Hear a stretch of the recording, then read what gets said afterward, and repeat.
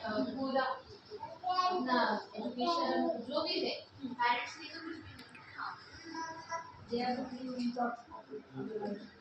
तो यही रीजन है कि हमने इस प्रोग्राम का नाम रखा है कि पेरेंट एंड टोटल। पेरेंट्स यानी हमारे लाइफ के सबसे इम्पोर्टेंट पर्सन, जो हमें बचपन से लेके जवानी तक और बूढ़े तक हमारे साथ हमारे हमको हमेशा मेंटर करते रहते हैं, हमें कुछ ना कुछ सिखाते रहते हैं, जैसे लाइफ स्किल्स क्या है, हम क्या कर रहे हैं, हम कहाँ गलत हो रहे हैं, हम कहाँ सही हो रहे हैं। ये हमारे पेरेंट्स ही तो होते हैं ना सब सिखाने वाले, और पेरेंट्स ही हमारे गाइड होते हैं जो हमको आगे लेके जाते हैं। और अगर हमने कहीं कुछ गलती करी तो हमारे पेरेंट्स ही तो होते हैं जो हमको सपोर्ट भी करेंगे और हमको बोलेंगे भी, एक फटकार भी लगाएंगे, तुम यहाँ पे गलती की है, यहाँ पे तो गलत है। हमारे पेरेंट्स ही तो होते हैं ना सब जगह, इसलिए इस प्रोग्राम का नाम है पेरेंट एंड टोटल। और जैसे सभी को बताइए बचपन से लेके हमारा बॉन्ड हमारे पेरेंट्स के साथ में बहुत स्पेशल होता है, इसलिए हमने इसका नाम रखा है पेरेंट एंड टोटल। और आगे ये मिसेस विशाखा बजाज और वो संजना बजाज जो हमारे आज के गेस्ट हैं, जो हमको बताएंगी पेरेंट टोटल क्या है।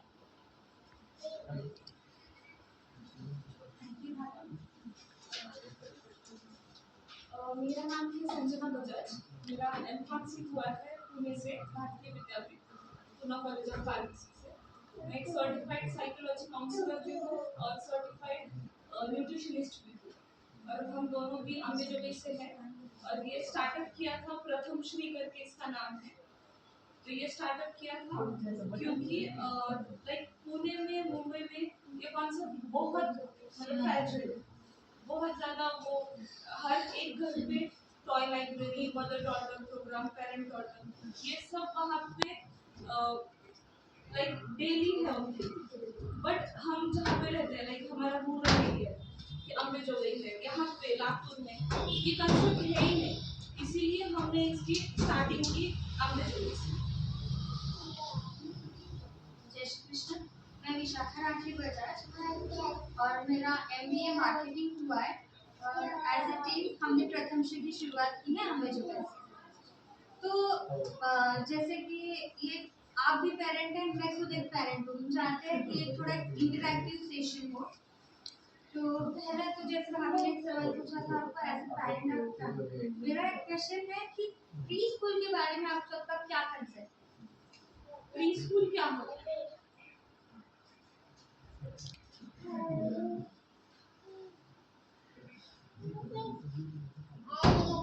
प्री स्कूल में ऐसे रहना चाहिए, या फिर जो मेरा जो इसकी जगह जो चीज़ें चलती है कि इंटरेक्शन होना चाहिए, और सबसे मेन की उनकी ऑब्जर्वेशन पावर्स है, उनको इजीली और बाय प्लेइंग विथ प्लेइंग हम लोग कैसे उनको इंटरेक्ट कर सकते हैं, कैसे सिखा सकते हैं, चलते चलते उनको कैसे सिखा सकते हैं, वो चीज़ें। और एक चीज़ है कि उनको सोशली होना चाहिए, क्योंकि आजकल बच्चों को कैसे हो गया है कि उनका वो जोन नहीं छोड़ सकते, और सिंगल न्यूक्लियर फैमिलीज होने की वजह से बहुत ही जो चीज़ें हो रही है। पहले हमारे टाइम पे जॉइंट फैमिली रहती थी, इतना कोई ये भी नहीं करता, लेकिन अभी न्यूक्लियर फैमिली की वजह से उनको भी सोशल होना ये भी जरूरी है। प्री स्कूल अगर अपन अपने कंसेप्ट से जाएं, सी सबकी कंसेप्ट अलग अलग है, सबके और अलग अलग। सबसे मेन ये है कि उनको जाओ, सोशल हो जाओ, इंटरेक्शन बढ़े उनका, उनकी ऑब्जर्वेशन पावर्स बढ़े, और कैसे मेन सबसे मेन के तो भूल भी जाए उतना ही बस वो टाइम, फिर आगे का तो ठीक है। और एक भी ऐड करनी चाहिए कि प्री स्कूल में बच्चे जाने की वजह से उनका जो स्क्रीनिंग टाइम है वो रिड्यूस होता है। तो घर पे जितना टाइम रहेंगे वो कुछ ना कुछ मोबाइल, टीवी, पीसी जो भी है इसके साथ अब भी तो है। और ज्यादा तो 7-8 मंथ से भी बच्चों के हाथ में फोन आ रहा है। इनफैक्ट हमारे हमसे ज्यादा वो ज्यादा फास्ट चला सकते हैं। तो बेसिकली यहाँ पे हम आपके साथ में प्री स्कूल और पेरेंट टोडलर का डिफरेंस आपको थोड़ा सा क्लियर करेंगे। एक्चुअली प्री स्कूलिंग एक फाउंडेशन जैसे स्कूल्स होते हैं वो चलाते हैं, parent toddler program is totally different. तो जब जैसे प्री स्कूल हम मैं प्री स्कूल के बारे में बोलूँगी, मैं पेरेंट टोडलर के बारे में आपको बताऊंगी, जो आपको इजी जाएगा, दोनों में डिफरेंस जैसे प्री स्कूल में एज ग्रुप होता है, लाइक अभी तक होता था कि 3 इयर्स, बट अब लाइक नेशनल एजुकेशनल पॉलिसी के हिसाब से अब हो गया है 4 इयर्स। लाइक अगर नर्सरी में जा रहा है बच्चा तो 4 इयर्स 3 इयर्स के बाद जाना तो मिनिमम एज होती है 3 to 4 इयर्स। और पेरेंट टोडलर प्रोग्राम की एज होती है above 6 month to below 4 years, जहाँ पे उसका सोशल नर्चर हो जाता है, उसका ब्रेन डेवलप होता है, तो वो पेरेंट टोडलर में ही उसको वो सब चीजें कवर कर सकते हैं। नेक्स्ट पॉइंट है कि pre schools social skills academics पे ज्यादा फोकस करते हैं, जबकि पेरेंट टोडलर प्रोग्राम बच्चों की सेंसरी स्किल्स डेवलपमेंट पे और फाइन जितनी भी मोटार स्किल्स है उनको डेवलपमेंट में वर्क करते हैं। प्री स्कूल्स में बच्चे इंडिपेंडेंटली पार्टिसिपेट करते हैं, लाइक बच्चा सिंगल जा रहा है, अकेले जाते हैं। पर पेरेंट टोडलर प्रोग्राम में बच्चा अपने केयर टेकर या अपने पेरेंट्स के साथ जाता है, जहाँ पे उनका आपस में एक बॉन्ड भी क्रिएट होता है। प्री स्कूल एक स्ट्रक्चर्ड करिकुलम में होता है, लाइक अगर उनको नंबर सिखा रहे 3 दिन के लिए तो 3 दिन के लिए उनको नंबर सिखाते हैं, बट वो ये ध्यान नहीं दे सकते कि और तो और मतलब इतने बच्चे होते हैं तो हर एक नंबर सीख रहा है या नहीं, वो उतना नहीं देख सकते।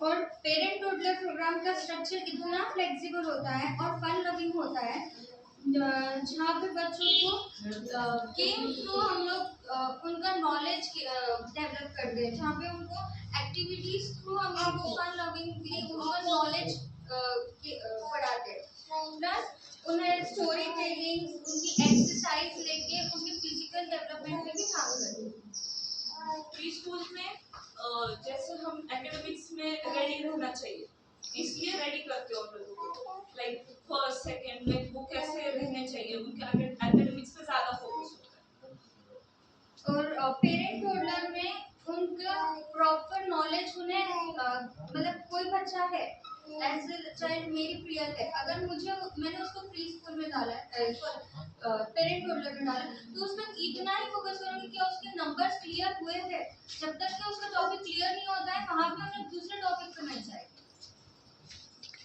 प्री स्कूल का ड्यूरेशन होता है like 2 to 4 hours per day, और मिनिमम 30 स्टूडेंट्स या 15 स्टूडेंट्स एक क्लास में होते हैं।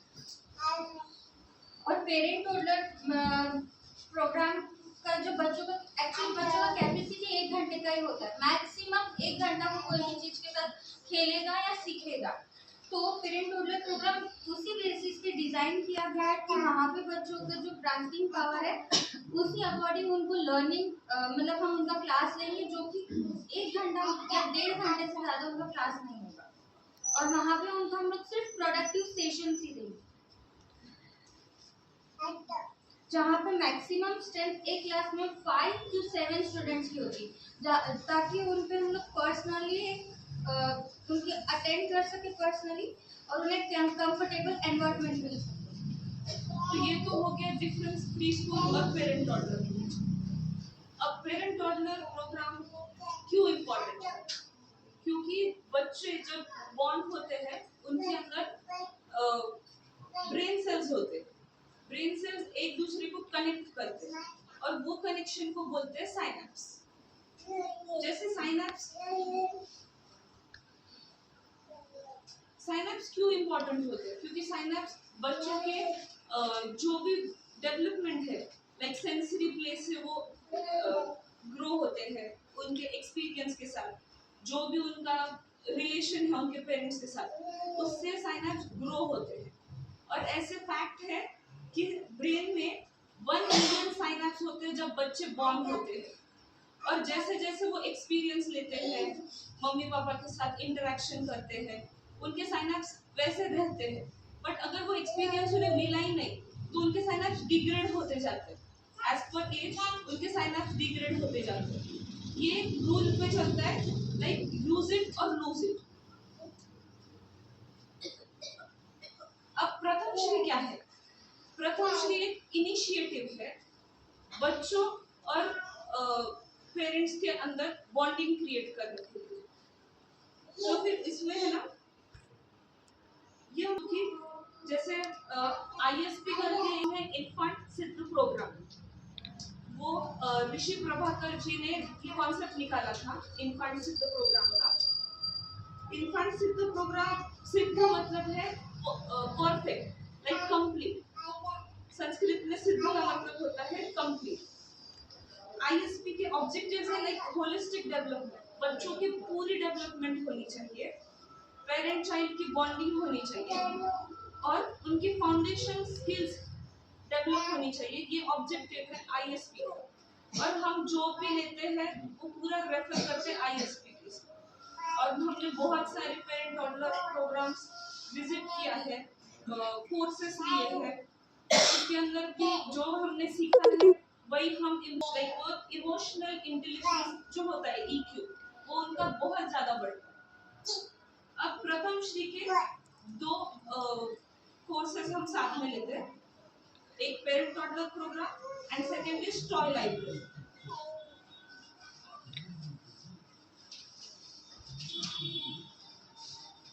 तो पेरेंट टॉडलर प्रोग्राम के बारे में ये आपको तो बेसिकली पेरेंट टॉडलर प्रोग्राम के बारे में मतलब इतना कहूँगी, न्यू बॉर्न बेबी बॉर्न होने के बाद जैसे हम सबको उसको लगता है कुछ ना कुछ नया सीखना है, क्योंकि उसके लिए सब कुछ नया होता है, तो हम लोग उसको न्यू एक्सपीरियंस देते हैं, कुछ ना कुछ ये एप्पल है, हर चीज़ हम उसको एक्सप्लेन करके उसको इन्फॉर्मेशन देते हैं।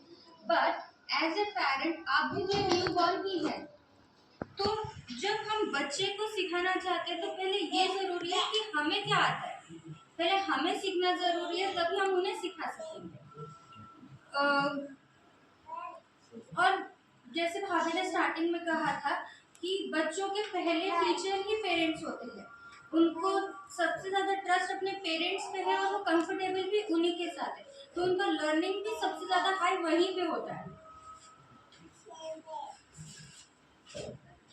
और लेकिन आज के बिजी शेड्यूल के हिसाब से हम बच्चों को उतना टाइम भी नहीं दे सकते, और न्यूक्लियर फैमिली होने से पहले जॉइंट फैमिलीज थी तो कोई भी एक दूसरे को सपोर्ट करते थे। न्यूक्लियर फैमिली होने के कारण हम उतना बच्चों को अटेंड भी नहीं कर पा रहे अभी, साथ में हमारे खुद के पर्सनल काम होते जिसको हम पहले प्रायोरिटी देते हैं, या फिर ये भी बोल सकते हैं कि हमें इतना प्रॉपर नॉलेज ही नहीं है या गाइडेंस ही नहीं है कि हमें अपने बच्चों को ट्रेन कैसे करना है। तो मेन बेसिक मोटो पेरेंट टॉडलर प्रोग्राम का यही है कि हम पेरेंट को पहले गाइड करें ताकि वो उनके बच्चों को गाइडलाइन कर सके।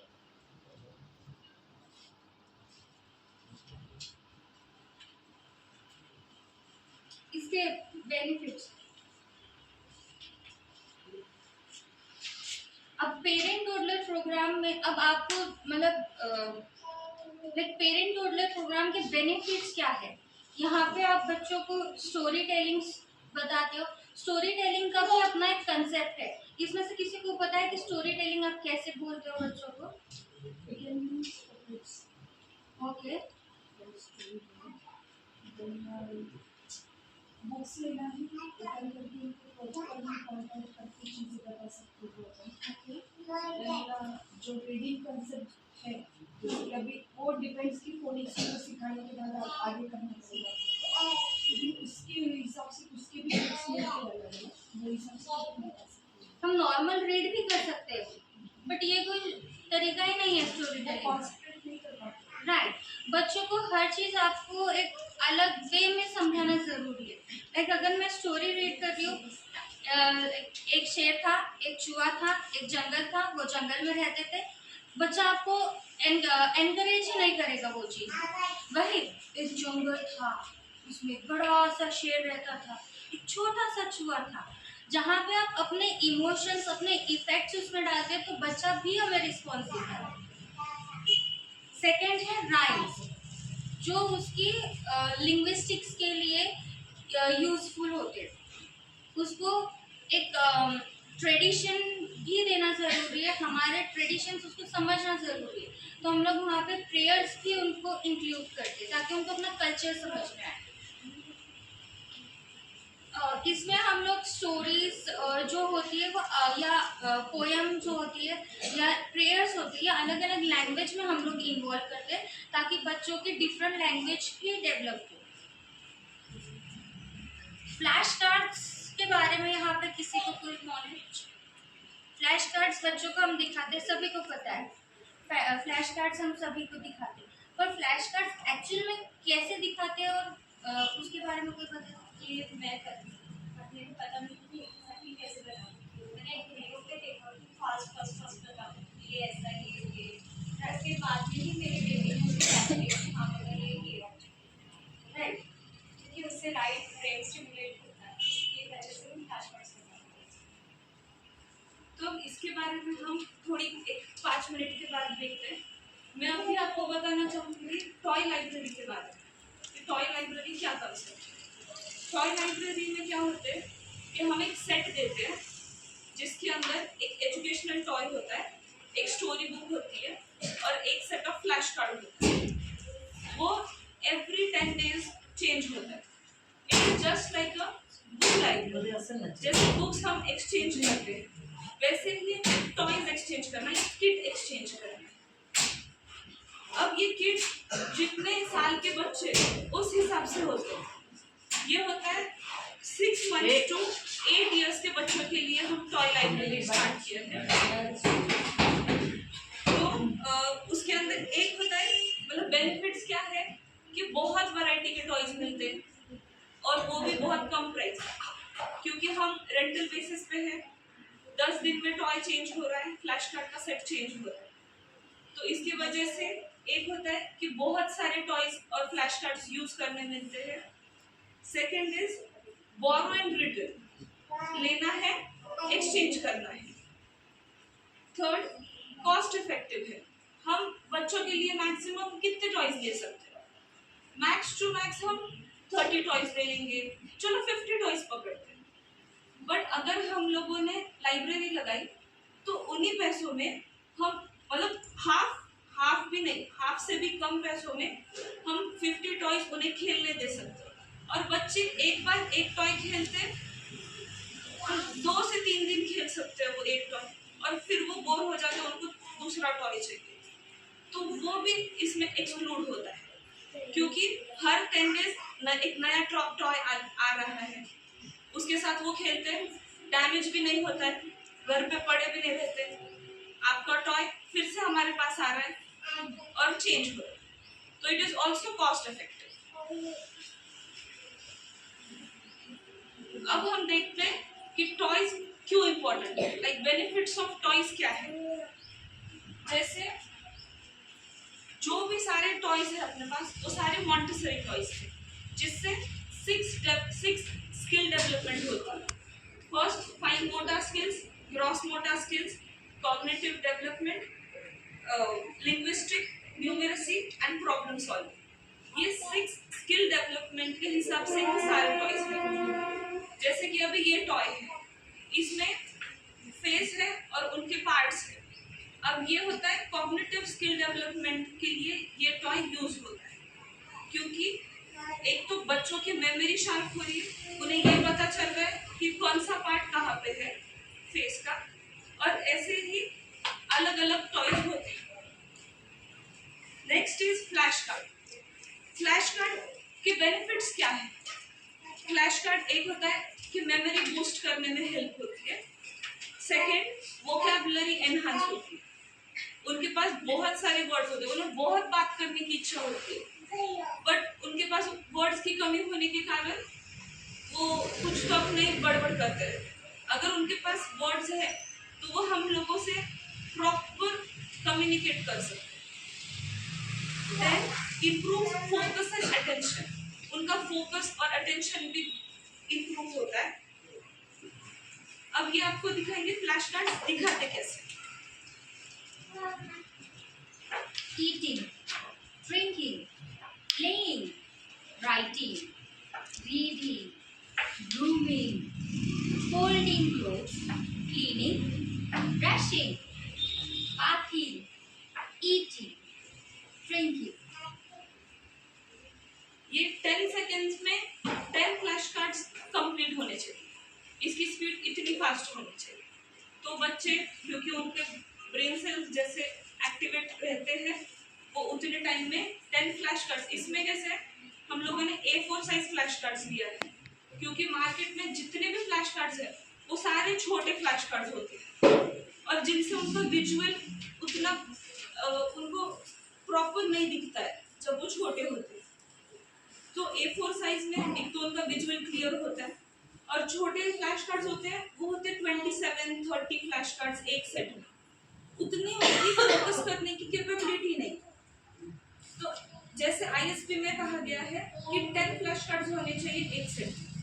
10 फ्लैश कार्ड्स जब वो देखते हैं उनका फोकस और ज्यादा बढ़ता है, इसीलिए ISP के हिसाब से A4 साइज फ्लैश कार्ड्स होने चाहिए और एक सेट में 10 फ्लैश कार्ड्स होने चाहिए। और ये हमने मतलब डिजाइन किया है, तो ये सिर्फ अपने लाइब्रेरी में मिलता है। नेक्स्ट, स्टोरी कैसे बताते, जैसे अभी इन्होंने कहा कि स्टोरीज कितनी इंपॉर्टेंट होती है, उससे बच्चों की इमेजिनेशन पावर बढ़ती है, वो इमेजिन कर सकते हैं। उनकी इमोशनल डेवलपमेंट के लिए भी बहुत ज़रूरी है स्टोरीज बताना। एंड ऐसे नहीं है कि बच्चा सुन रहा है तो ही बताएंगे, अगर वो नहीं सुन रहा है बट उसका टाइम है स्टोरी बताने का तो आप पूरी स्टोरी कंप्लीट करो। वो नहीं सुन रहा है तो छोड़ना मत, नहीं, पूरी स्टोरी कंप्लीट करना है। और उससे पेरेंट चाइल्ड बॉन्डिंग भी बढ़ती है और ये पेरेंट्स और मतलब पेरेंट्स जो भी केयर गिवर्स है वो लोग किया तो उसका ज्यादा बेनिफिट होता है। अब प्रथम श्री क्यों चूज करना है, वाई प्रथम श्री? क्योंकि प्रथम श्री में हम लोग उनका होलिस्टिक डेवलपमेंट पे फोकस करते हैं। नेक्स्ट इज पेरेंट इन्वॉल्व होते हैं, लाइक जो भी एक्टिविटीज होती है वो सारी पेरेंट्स के सामने होती है, पेरेंट्स देख सकते हैं, समझ सकते हैं क्या हो रहा है, कैसे हो रहा है। Next is child friendly environment, मतलब वहाँ पे कोई जबरदस्ती नहीं होती है कि नहीं तुझे ये 1 नंबर ही बोलना है, 1 नहीं बोलना है 3 बोलना है, 3 नहीं बोलना है 10 बोलना है। Like it is not compulsory कि जैसे कहा गया है A के बाद B होना चाहिए, वैसे नहीं है। A के बाद A एक अलग लेटर है, C एक अलग लेटर है, F एक अलग लेटर है। और प्रथम श्री ये हमारा कमिटमेंट है कि हम कांस्टेंट लर्निंग बच्चों के अंदर एनहांस कर सके, डेवलप कर सके, और ये सिर्फ बच्चों के लिए है, उनके डेवलपमेंट के लिए। Thank you.